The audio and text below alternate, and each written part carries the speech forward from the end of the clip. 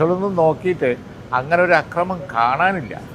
അതാണ് നമ്മൾ വിഷ്വൽ നോക്കിയിട്ട് കണ്ടാലല്ലേ അപലപിക്കുക.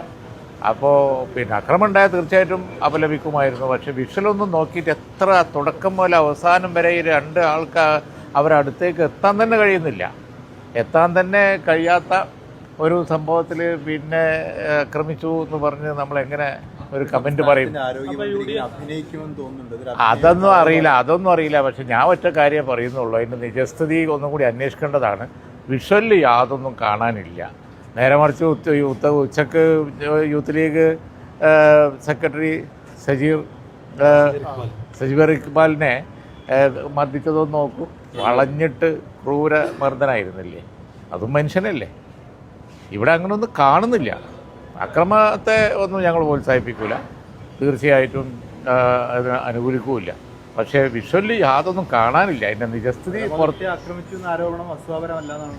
അല്ല, അതന്നെ നിങ്ങൾക്കിപ്പോൾ നിങ്ങളെ ചോദ്യത്തിൽ തന്നെ ഉത്തരവുണ്ടല്ലോ. പറയപ്പെടുന്നതെന്നല്ല നിങ്ങൾ ചോദിച്ചത് തന്നെ. ഇത് ഒരു പറയപ്പെടുന്ന സംഗതിയായിട്ടാണ് വിഷ്വൽ കണ്ടാൽ നമുക്ക് മനസ്സിലാകുന്നത്.